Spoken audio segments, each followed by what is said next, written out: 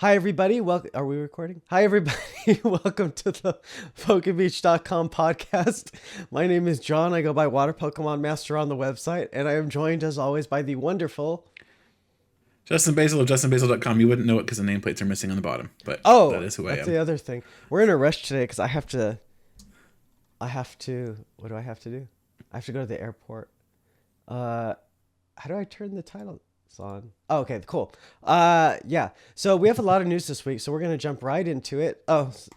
Yeah. So we didn't even need the titles there because. Yeah, it's a lot of news.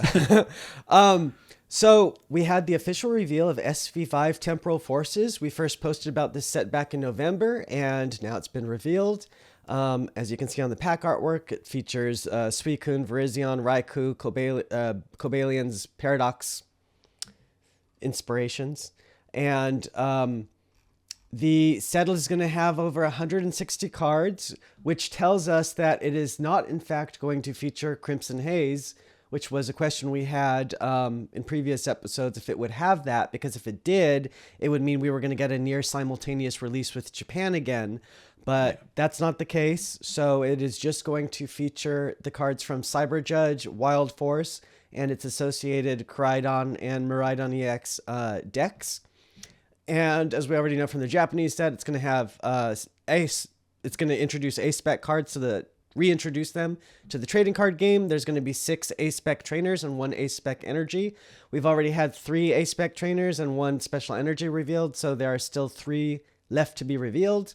The set's going to have 13 Pokemon EX, and additionally 2 Terra Pokemon EX, which are going to be Wug Trio EX and how do you say this? Farigiraf EX. Another palindrome. Like it's like it's pre-evolution. And the set is also going to have 22 illustration rares, 10 special illustration rares, the return of the hyper rare gold etch cards. There'll be 6 of them, and more ancient and future Pokemon. So we're going to get into the A-Specs that were revealed this week in other news stories after this.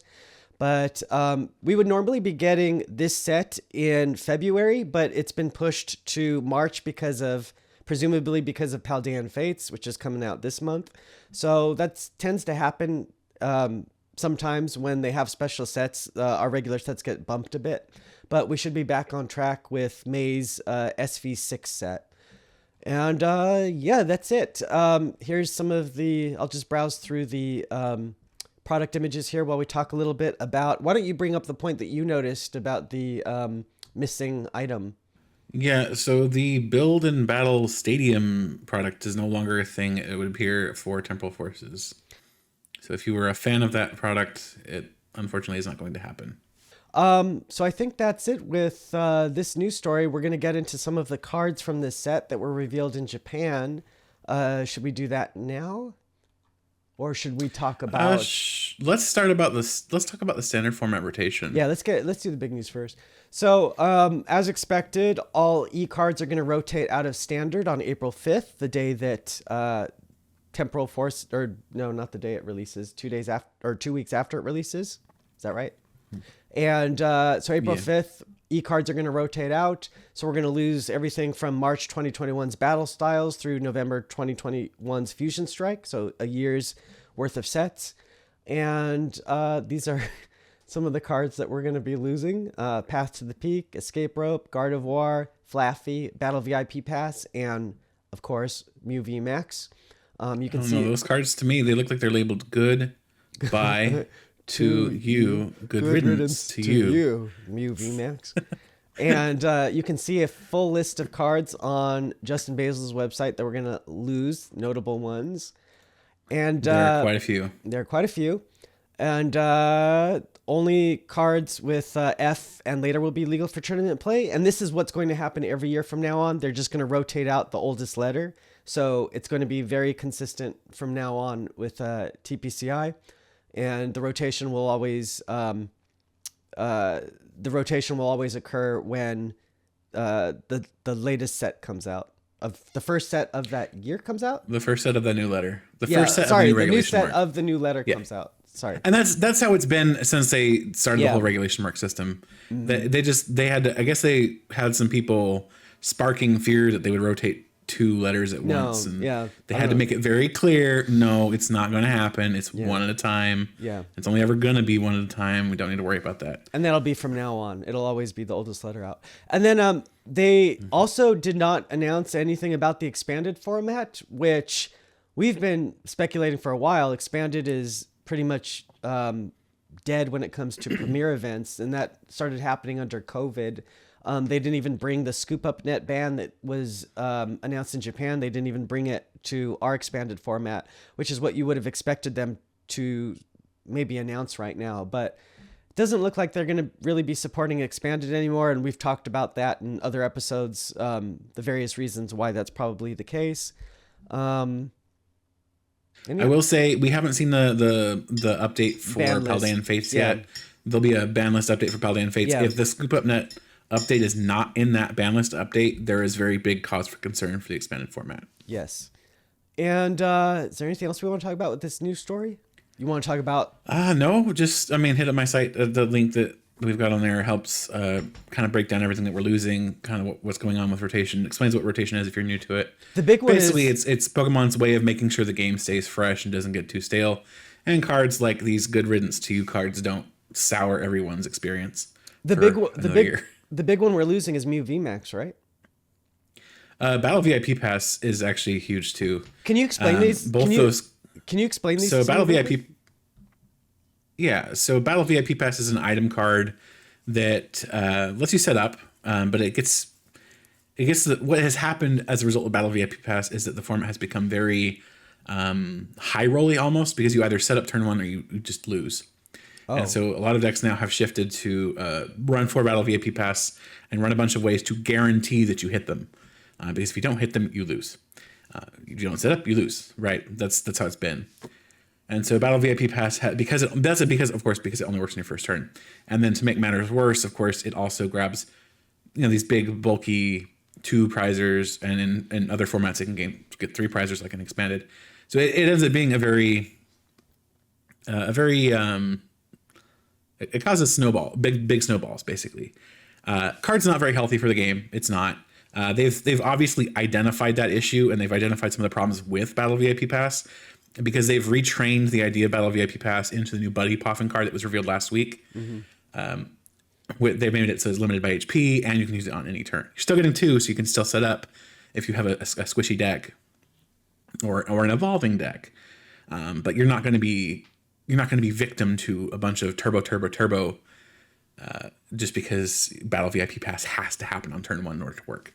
Because on every other turn of the game, it's a dead card. It's not useful. Yeah, anymore. I was about to say it also seems really hackish to design a game to design the game like this right now, where it's only useful the first turn and then it becomes useless after that. Like in my day, I feel like we had stronger setup cards. Like we had, oh God, I don't even want to, I was going to say my age, but like, Dunsparce from EX Sandstorm, the hit and run or whatever it was called. Mm-hmm.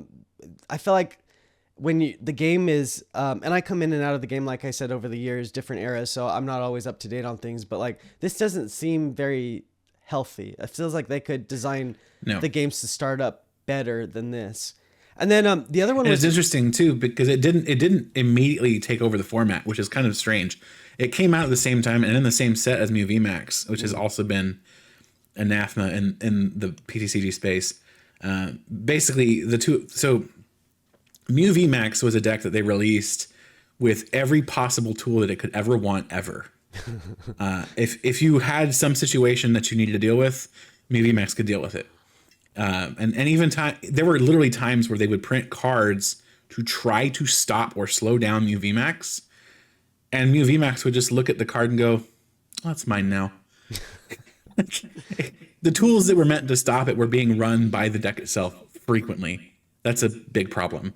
And while it has slowed down in popularity since the last rotation, it's still a very good popular deck. It's not your Charizard EX right now. It's not your Gardevoir EX. It's not your Miraidon, but it's not a non-existent deck. It is very much still a real deck, and it is still a real threat in the meta. And the fact that the deck can do that here now what, 2.5 years after it was released, Yeah. and with surprisingly little adaptation, really. And that's why we Especially the have Fusion Mute builds are basically the same they've been. and that's why we have rotation, is to get rid of these kind of cards and keep the game fresh, because otherwise it's like it doesn't change. And that'll be Yeah, on and like one of the tools that this deck has is Genesect V. It has a Fusion Strike system as an ability. You just draw. You can literally draw up to 6 cards each time you use that ability, and it's not hard capped to once per turn. So you could theoretically, obviously not going to be doing this every time, but you could theoretically draw 6, draw 6, draw 6, draw 6, and use a supporter card in that turn. That's a lot of draw for one deck, and that makes it very, very consistent, and is part of the reason it's able to handle so many of its opponents so well. Well, it'll be gone. Mew V Max and all of these cards are going to be sayonara on April 5th. Is that a good way to end this story? They say that the only thing that could kill Mew V Max is rotation, and honestly, with how stable that deck has been, I'm not sure that's enough. It'll come back. What if it'll come back to haunt everybody somehow? All right, let's talk about Stellar Miracle. So a new trademark has been listed for Stellar Miracle. It's under the same terms as trademarks used for set names in the past. So it's pretty much a guarantee that this will become a set. So the name is obviously referring to the stellar type that was introduced in the Indigo Disc. This was a thing that was a mechanic that was created by Terapagos in game. And when Terapagos terastallizes into the stellar type, it looks like this. It's got like standing over the world with a type icon swirling around it and a little baby Terapagos crown above it. So let's explain the stellar type a bit. So in the games, Pokemon have a Terra type. And when they terastallize, they become that type. And you can change their Terra types. So you can change their Terra type to be stellar. And when that happens, they get a boost for every move they use. So if it's the first time they use a certain type of move, like a water type attack, it'll get a boost. And then afterwards, it won't get that boost. So you only get to use it once for each type. And if it's a type that the Pokemon is natively, like if it's a water type Pokemon, it'll get a double boost, and it'll get a 1.2 boost for every other type that it's not. But Terapagos gets these boosts at all times in its stellar form, because I guess it's the master of the stellar type. And when stellar Pokemon terastallizes, the only 2 stellar moves, Terra Blast and Terra Storm, become super effective against other Terra Pokemon. And all Pokemon can learn Terra Blast except for Terapagos, which gets Terra Starstorm as its signature move. So do we have any viable theories that you saw or thought of for how they will potentially bring this stellar type to the trading card game? I think it'll probably be something like they did with the crystal types, where they'll make it colorless and it'll have some sort of ability that makes it interesting in terms of typing. Maybe it'll have like a Kecleon sort of ability where it's every type that it's attached to. Or I think, especially with how they've run the Terra ability, or the Terra effect rather, so far in the TCG, I expect it to be pretty underwhelming.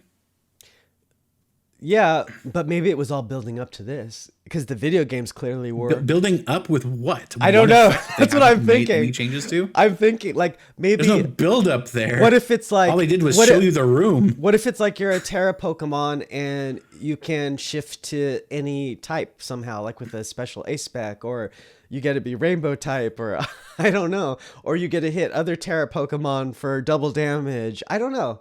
But it's the Terra is in the name of the set. So, or Terra, Stellar is in the name of the set. So they're going to have to bring, I think Stellar, they're going to have to make it some kind of thing. It's going to be some kind of mechanic, and it's going to have to be exciting, especially as you're saying. The return of V-Star powers. Maybe, but it's like the fact that Terra Pokemon haven't been that exciting, even from me who just casually collects, they're not really that exciting to me either. So I feel like this will be their opportunity to maybe rectify that whole thing. Maybe they'll make them more useful somehow, or more exciting in some way.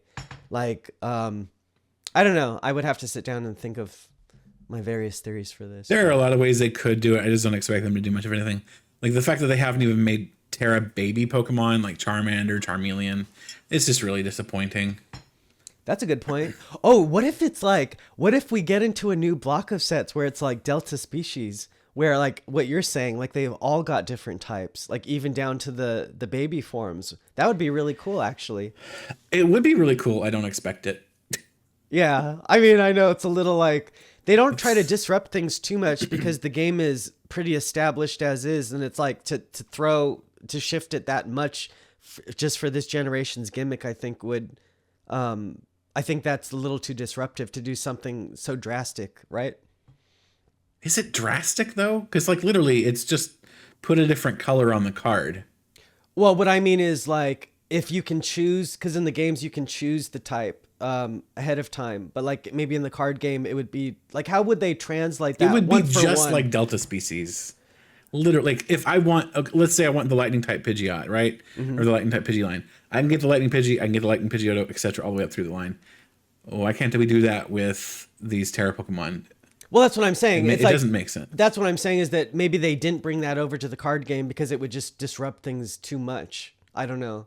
Like it would be too much of a thing. I don't see it. You don't think so? Yeah, I really don't see it. No, I don't. Because like if you're if you're a collector coming into the game and all the Pokemon are like different types than what they usually are, like to me that would be a little confusing.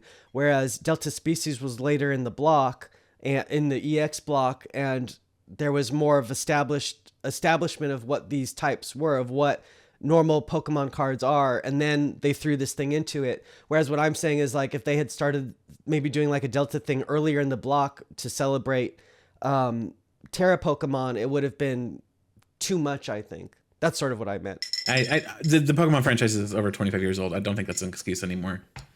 Well, no, if you're looking at it from a wide perspective, but it's always like there's always new kids coming to the game. I mean, that's who they. Yeah, but they don't. The new kids don't go like, okay, Scarlet and Violet Reese, now I can play the game. They come in when they come in.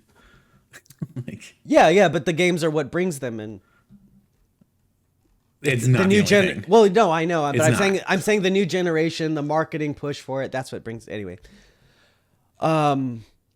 is that all we have to say for this story? And then we still are looking forward to Crimson Haze on March 22nd, which will feature Pokemon from the Teal Mask. And then we also know of trademarks coming up for Night Wanderer and Mask of Change, the latter of which will obviously be Ogerpon. So we've got quite a few exciting things on the horizon that are going to be featuring the DLCs, it looks like. Maybe the next English set will just be the Bane DLC set, like Crimson Haze and Mask of Change together somehow. So I think that's next one probably be Mask of Change. Or so this set's basically the Paradox Beasts, right? You know, the Paradox Beasts, and then you would have Ogerpon, and then you would have Terapagos, and then you would have Pecharunt. So that would be the rest of the year. Yeah, that sounds like a good plan. If you were designing it, I'd like that plan. What other? So should we get into the random card reveals? Oh, I guess that's it, right? Yeah, I mentioned it earlier, but I guess it was actually after our. I know. I thought for some reason that was also that. last episode. I thought that was last episode too, but I guess because it happened right after.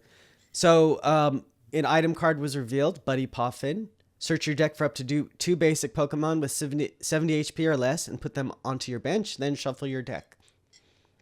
Yeah. So this is basically a much healthier version of Battle VIP Pass. A lot of decks that would have run Battle VIP Pass literally can't run Buddy Poffin. It just doesn't work for them. But the decks that run very squishy Pokemon or run evolving Pokemon, they'll be able to make use of this. So that's your Masqueradas that are evolving up from Sprigatito. That's your Charizards that are evolving up from Charmander. That's your decks that are actually evolving upward. I know people are very concerned. Oh, well, Lost Box can use this. It can get the Comphase out. Sure, but it can't get Cramorant. It can't get Greninja. It can't get Roaring Moon. It's very limited in what it can get off of this. Did the artwork remind you of like an omelet or something? I don't know. It's a really interesting look of a food Puff. thing. I was when I saw To me it looks like two loaves of bread, like or smaller loaves something of like bread. that. Yeah. Where they're like, Let's put some bell peppers on them. screw it, we've got some diced bell pepper, right? Throw it on top. It's like, how is this yeah, it doesn't, I don't know. That doesn't remind me of the poffins. It just reminds me of like some omelet bread thing, like you're saying. All right, and then we had Mist Energy and Rabska. Are any of these worth talking about? Yes, Rabska and Miss Energy both are. Oh, okay. Let's talk about Miss Energy first, because I think that's the bigger one. So Miss Energy is a special energy card that says as long as this card is attached to a Pokemon, it provides 1 colorless energy. Prevent all effects of attacks from your opponent's Pokemon. Due to the Pokemon this card is attached to, existing effects are not removed. Damage is not an effect. So attaching this energy to your Pokemon ensures that something like Roaring Moon's instant knockout attack or Giratina V-Star's instant knock attack, they don't work. Oh, because that's this really prevents annoying. the effect of an attack, and those are both effects of an attacks. This also means that effects or card effects like, or attack effects rather, like Confusion, Burned, all those special effects, those don't work because those are effects of attacks. So all those little extra things suddenly don't work, which means that only direct damage or damage in general does. Even the placement of damage counters won't work. It shuts off the little descriptions under each attack, basically. You gotta be careful with that, because sometimes attacks are just describing how to calculate damage. It doesn't shut that off, obviously. But otherwise, yes, it does. It just basically says, okay, this doesn't work. All these additional effects. Oh, this could be really annoying, actually, now that you're describing it. Yes. Now that I'm But actually seeing reading this makes me think, oh, are they going to reprint what is it? Not Special Hammer, Enhanced Hammer, or something like the Giratina from, I think it was Unified Minds, that just instantly knocked off a special energy. Yeah. Get rid We'll of see. them. Maybe not right away, but a special energy that powerful does lead me toward thinking something like that might be necessary at some point in the future. That'll be their little Rabska. fix if it gets Rabska's really cool too. If that card gets too out of hand, they'll print something to counter it. That's what they always do. I don't necessarily think it needs to get out of hand. There just has to be a little bit of counterplay for it, and I think that's how they would provide it. Again, they may not provide that right away, because you have to make, your deck would have to make the decision to run that counterplay. So whether or not they actually provide it right away and whether or not they do it all, we'll see.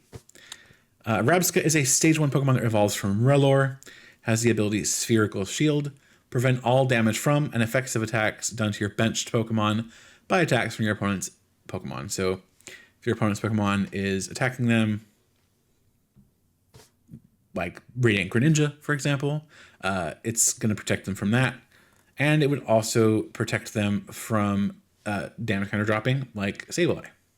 Oh, so no wonder So you get the double whammy there. No wonder they revealed these two cards at the same time. They have like similar ideas behind them.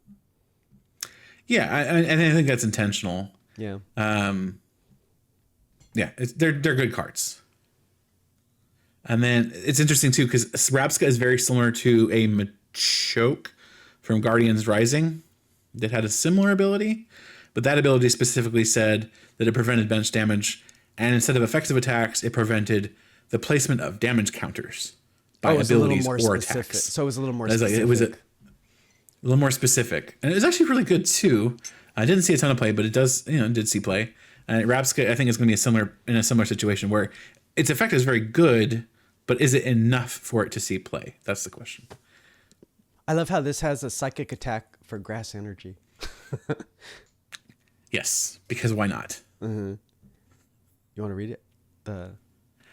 Psychic does 10 plus damage, and the attack does 30 more damage for each energy attached to your opponent's active Pokemon. So if your opponent is overtouching like crazy, Psychic's your guy. Cool. So do you think this will see play? Because it's got a little... Little. And it may take a while for it to see play, but I think it will eventually see a little bit of play. It's gonna need the format to slow down a little bit, because right now we still have Manaphy, and we still have Stellar Veil Jirachi also. And those two together will pretty much do the same thing this does. Not quite, obviously, because Jirachi only protects from the attacks of basic Pokemon. So not all, like this one would. But it's also something you could just slap down and be done with. Whereas this requires you to evolve up from Malor first. So you have to wait a turn, basically. I'm getting kind of sad when you read these because it's like I really miss playing this game. I really miss this. It's Pokemon. The trading card game was like the only game I've ever really liked playing, and that I would look forward to playing. And when I'm seeing The this, game is pretty good right now. I know, and I'm in. having flashbacks to when I used to play, because we were talking earlier about Delta Species and whatever. I'm having flashbacks to when I was actually seriously playing, and I always looked forward to going to tournaments and going to league and talking about the cards and everything. And I just miss those times and how much fun it was. It's like I need to come up with a better balance of having fun with things. I should try to go to a league or something. But it's like, yeah, just go to league once a week. Yeah, it's just hard to keep up on top of all the cards they released. It's like a lot of money, and I don't know. It's like I'm still paying off student It's loans. the cheapest the game has been since I came back to it. The game has gotten significantly cheaper. And then we have, were any of these interesting?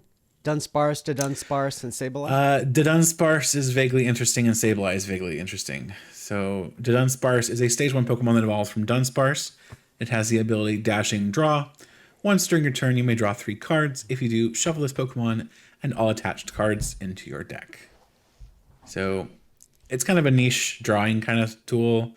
I could maybe see some sort of control-ish or maybe even Stall archetype take advantage of this, where you only want to have one Pokemon in the active spot, maybe 1 or 2 Pokemon on the bench. You could maybe need to free up room between turns because you need to, your opponent's going to get out of a lock or something. Maybe this is a way you draw cards. And it would prevent deck out because you're going to have the Dunsparce and Dunsparce back in deck. I just don't think it's going to see play right now because Kirlia and Bibarel are just better. But it is interesting. And then Sableye. So Sableye has Claw Slash, which does 20 damage for Darkness Energy, but it also has Damage Collector for double colorless, so a single twin energy. A double turbo energy will make this usable. It says move any number of damage counters from your opponent's benched Pokemon to their active Pokemon. So if you've severely damaged a bunch of their Pokemon, you can drop Sableye and then rearrange things to take a big KO. But like you said these will see like maybe some play, but this is like maybe they might see some play. Maybe this is a little too specific to be like a whole deck, right? No, it's not a whole deck on its own. It would be like a one of and a spread deck. It's like, okay, I'm going to be doing a bunch like something like Tapu Koko back in the early Sun and Moon era, where it's 20 damage on everything. You could theoretically do something like this where you just move all that damage to the active and actually take knockouts that way if you need to. Now, right now with Bench Barrier, something like Tapu Koko probably isn't going to work very well. So you would be doing like damage counter spread, which isn't as viable of a strategy. 20 seconds. Only keep this to 20 seconds. Is there any water decks that are any good right now that I could play? Is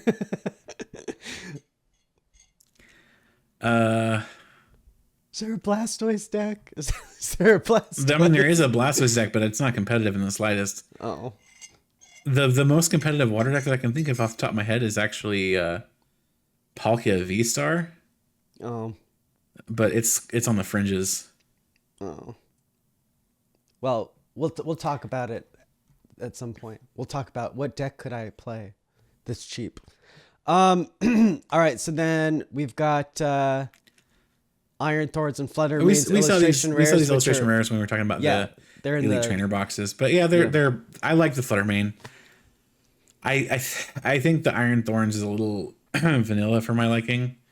I kind of like that though. I was like, oh, they're finally giving us a chance to like look at this thing. I'm like, one of these. I like that it's just there and you can see it all together.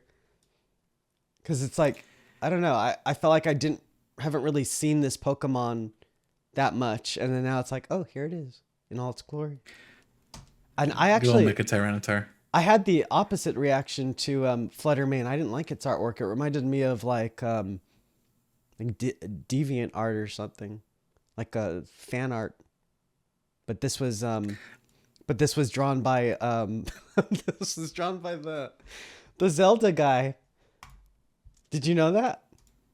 Yeah, I did Or actually. this and I didn't really like it, but I liked his other artwork that he did when he did the Dragonite. Remember that And those the Aegis artworks? Slash. He did the Aegis And the Slash Guard too. of War? Yeah. Yeah. But I didn't like this particular one for some reason.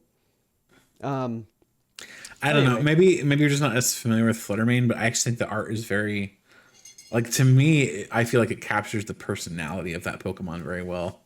Oh, So well, so yeah, storytelling more like you like the yeah, it's telling a story yeah. for sure. I just didn't like the art itself for some reason. Actually, maybe this isn't the clearest image. Wait, let me look real quick at the let me look at it one more time. Oh, that's not any better. But anyway, that's the good thing about art is that Pixels, we that's have that them. that's the great thing about art is that it's subjective. It depends on the person.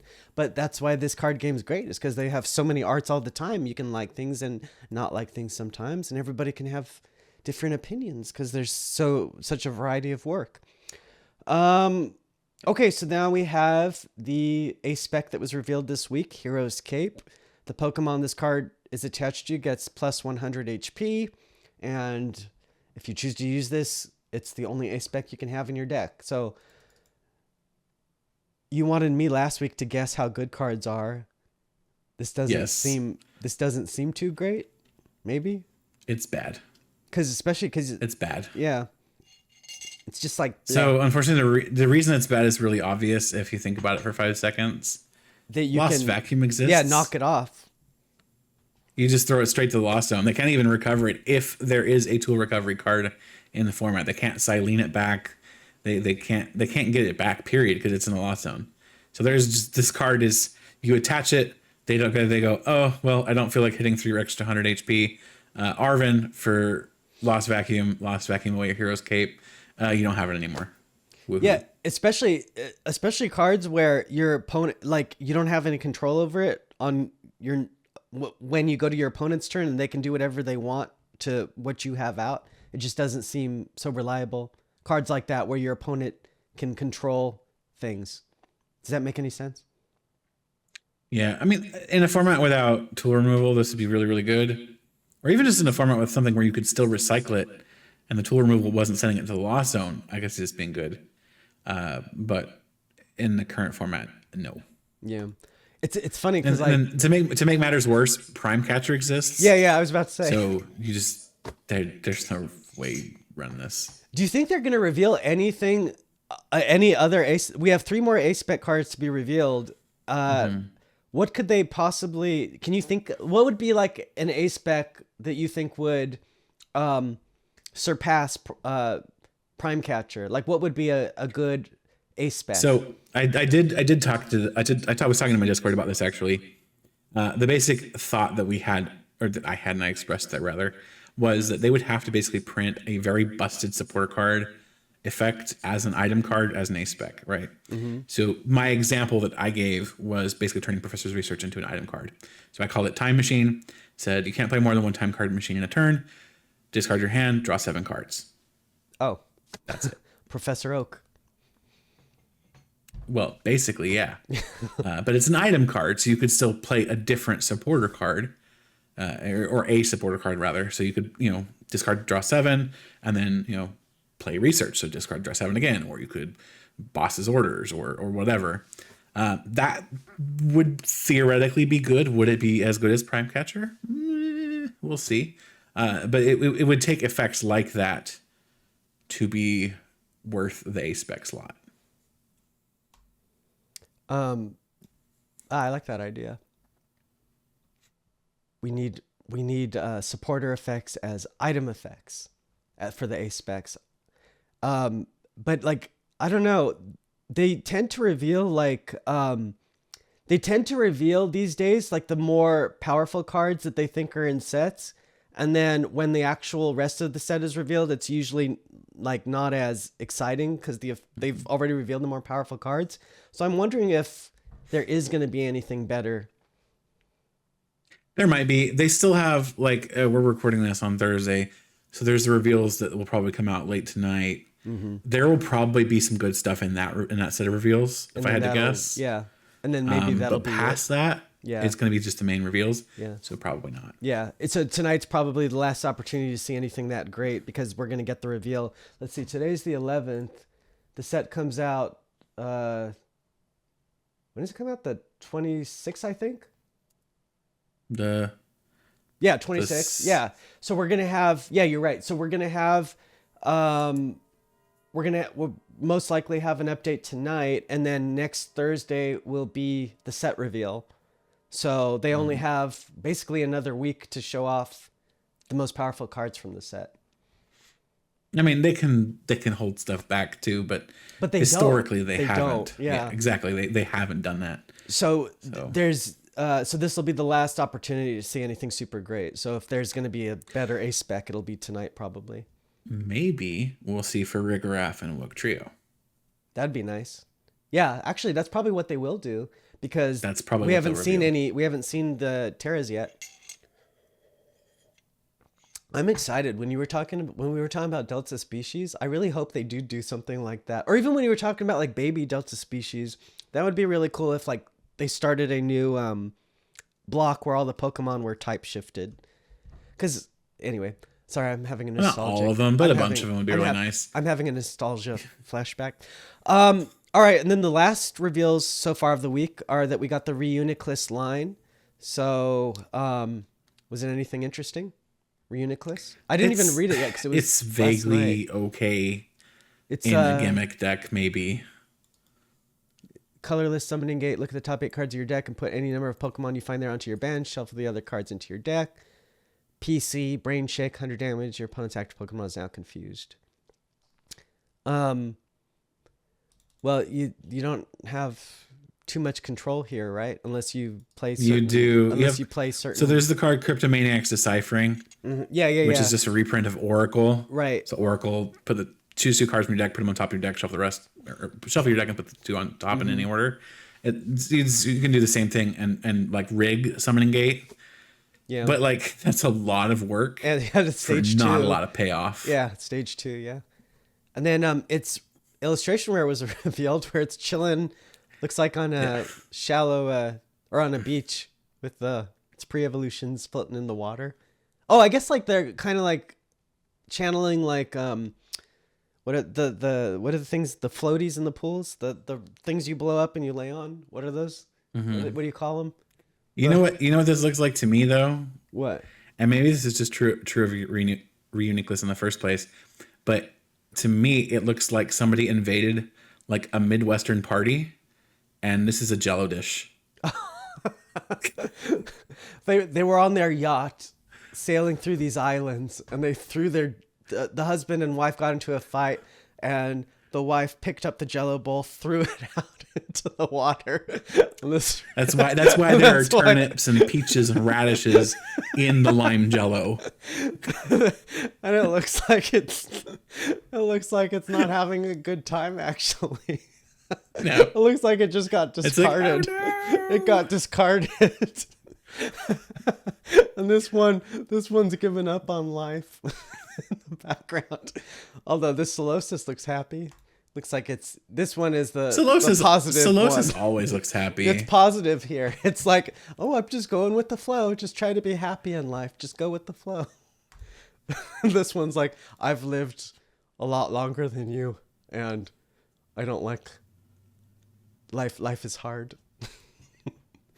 Anyway, so we will get more cards probably revealed tonight, and then that should be. And then we'll probably get more secret rares between. No, secret rares would be next week, I think, after the main set's revealed. So probably not really any secret rares between now and then. There could be a couple, but yeah, we're still in the show off powerful cards phase. So of how they do their reveal cycles.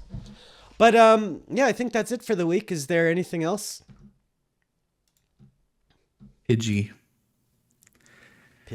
So yeah, we're talking about Delta species earlier. So I'm going to bring it up very briefly because this is going to be the word that we're going to have everybody talk about in the thing if they followed through all this nonsense. So there is a Delta species Pidgey. Lightning. It is electric type. There's a lightning type in the TCG. And in the Eternal format, Miraidon's ability can find it.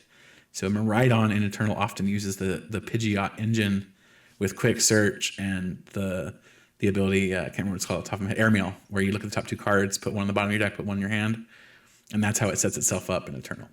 So what we're going to do for the text at the bottom is Pidgey, but put your favorite type before it. So lightning type Pidgey, grass type Pidgey, TCG type, obviously. So lightning type, fairy type, whatever TCG type, any type that's been a TCG type, put that. So for me, it would be grass type Pidgey. For John, probably water type Pidgey. That's Tangents, a good idea. I love them. What else? Was that it for this week? I felt like there was more that happened, but maybe not. It's just all the stories are kind of broken up into smaller chunks because of the reveals. But yeah, that's basically it, I think. Yeah, all right. That's it. I mean, we're gonna get some reveals tonight. Most likely. You'll see them on the website at Poke Beach when everything happens in the morning. But All right. Well, thanks for joining us. Be sure to like, comment, and subscribe. And what else am I supposed to say? follow us on social media. So follow Poke Beach on Twitter. Follow me on Twitter at JustinBizzoTCG. Yeah. Yeah, and we'll see you guys next week. We're going to have a set reveal by then. So Justin Basil, I'm sure, is going to be telling us what are the good cards from the set. I'm going to sit here cluelessly listening, but getting excited. We'll get you trained again. You'll be a Pokemon master once again. Well, see, it's you get me excited when you're describing these cards, but it's hard to be recording the podcast and like scrolling through everything and keeping us on track and also paying attention to the card effects. Like, I'm not very good at multitasking, so it's like I have to go back after the fact and look at the effect. Actually, I should probably do that before we start. But you get me excited about playing, so maybe in the next month or so, once I work more on my script, I'm gonna try to maybe try to go to Pokemon League a little more often. I do go once in a while, but not often. And I'm going to hit you up about what deck I should play and what's cheapest to build. And then I will report back and say what my experience was. For sure. All right. Looking forward to it. All right. Well, thanks everybody. Like, comment, subscribe, blah, blah, blah, and we will see you next week. Have a good week.